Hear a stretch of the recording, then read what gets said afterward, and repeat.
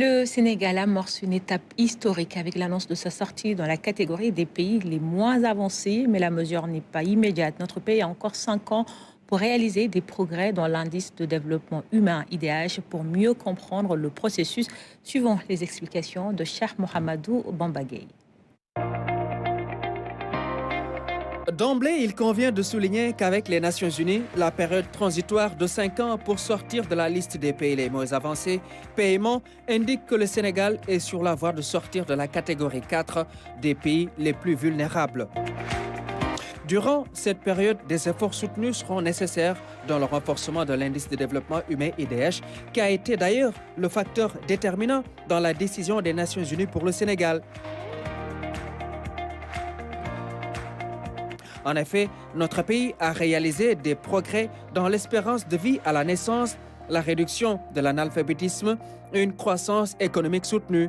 Pour illustration, la loi de finances initiale adoptée en fin d'année projette une croissance économique de 8% et avant ces 5 ans, elle pourrait se chiffrer à 10%. La sortie à terme du Sénégal des paiements d'ici 5 ans impliquerait donc la fin d'un traitement préférentiel en matière d'aide publique au développement, sur le commerce et sur l'accès au financement concessionnel ou l'assistance technique renforcée.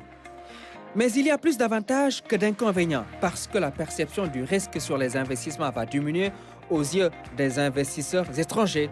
Cela va faciliter donc à notre pays l'accès au marché des capitaux et attirer plus d'investissements directs étrangers. Une chance donc pour promouvoir une industrialisation durable. Il y a donc plus d'avantages que d'inconvénients.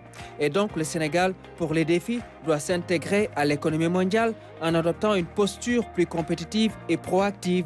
Il doit aussi élargir ses bases productives en renforçant ses capacités industrielles et créer de la valeur ajoutée. Car l'industrialisation étant portée par des infrastructures modernes comme les zones économiques spéciales sera un levier central de développement. La valorisation de nos ressources naturelles et agricoles, aussi avec les technologies adaptées, seront de puissants mécanismes sur lesquels on peut compter pour stimuler davantage notre croissance tout en répondant au mieux aux besoins du marché local et sous-régional en pleine croissance.